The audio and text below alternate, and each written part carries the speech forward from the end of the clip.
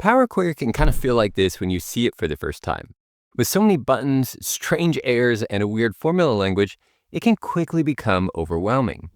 But this is a tool that will save you a ton of time with Excel. So let's look at 7 tips that will make Power Query easier to use.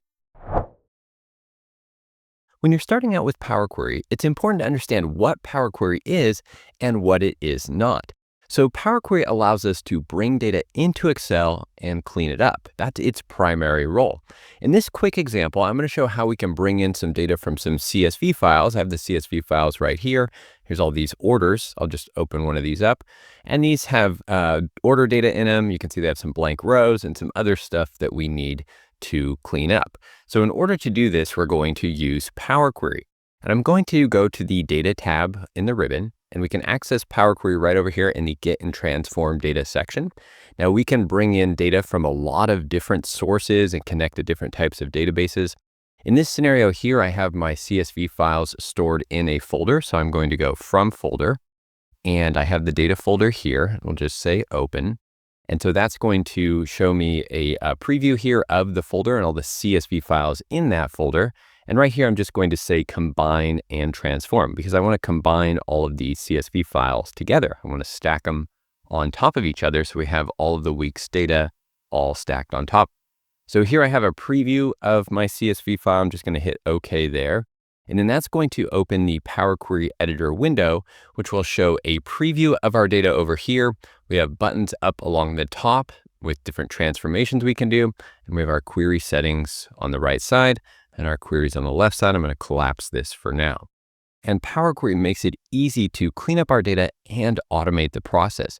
So the first thing I want to do is just remove all the blank rows. In Power Query, a null value is a blank. So I'm just going to do a filter here, hit the filter dropdown, and filter out the null values. That'll remove all the blank rows. Another thing I want to do is remove a column, this column right here for coupon. I can just right click remove or hit the delete key on the keyboard, and that will remove that column. And there are other transformations I need to do, but for right now, I'm just going to go Home tab, hit the Close and Load button.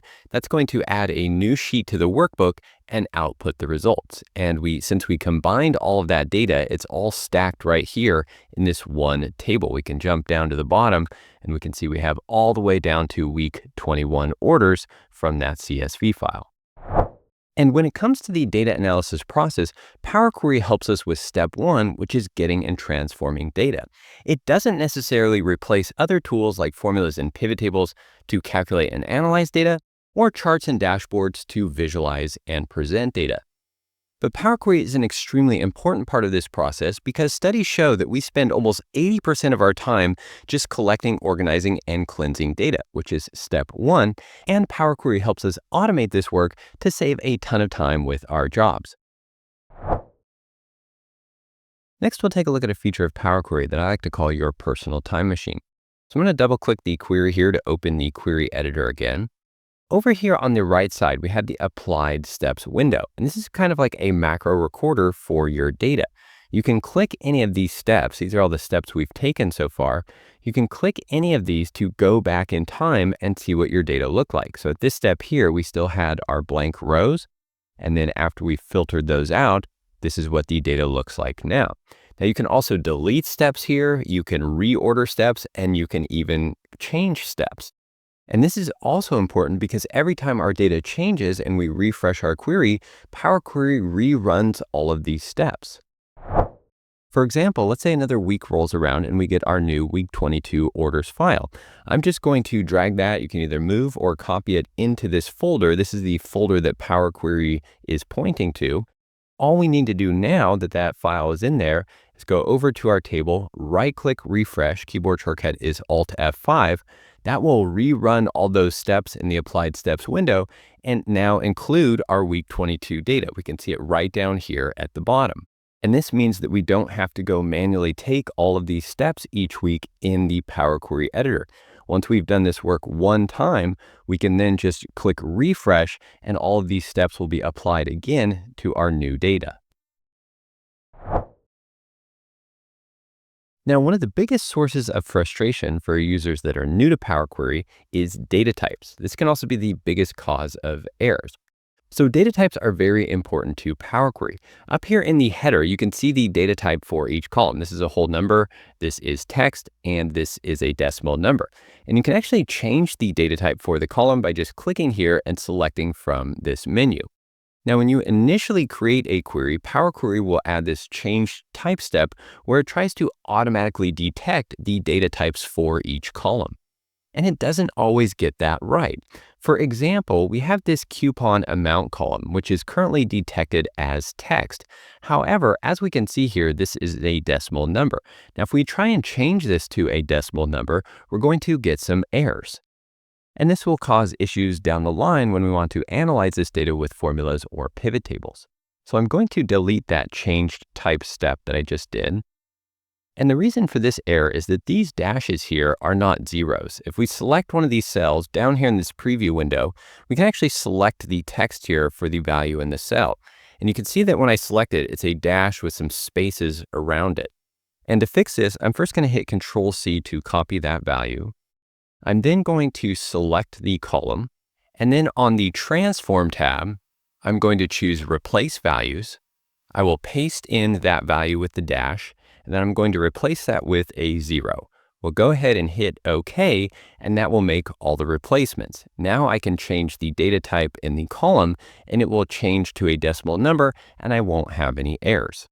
So it's important to take the time to make sure all the data types in your columns are correct, because again, it will help prevent errors down the line when you're doing analysis on this data. Another point of confusion is clicking buttons on the wrong ribbon tab up here. So for this date, I want to calculate the week number of the year. On the Transform tab over here on the right, there are some date options. And under week, I can choose week of year. Now that's going to transform this existing column into the week number for that date. And I actually wanted to add a new column. So I'm going to delete that step. And again, we'll go up here to the Add Column tab now. So it has a lot of the same buttons as the Transform tab. But when we choose a button or click a button from the Add Column tab, same date menu here, we're going to go week, week of year. That's going to add a new column out to the right with that week number calculation, and we'll still keep our original date column over here.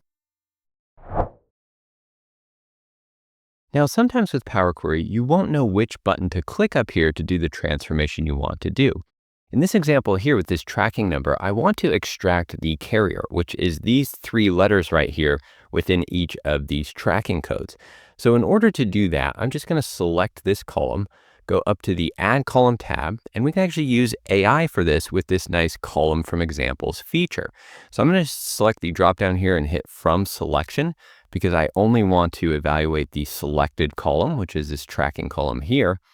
And over here in this column 1, all I need to do is give it some examples. So I'm going to put USP right here. We'll hit enter. You can see that Power Query tries to guess there, but doesn't quite get it right. We'll go ahead and go to this one here, and I'm going to put DHL and hit enter there. And now it gets it correct. You can see that it's now extracting the characters here, those 3 characters, from all of the different values in the column. So you might need to give it a few examples, and then when you're done, hit OK, and it will go ahead and add that column right here with the results. And of course, we could quickly double-click this column to rename it.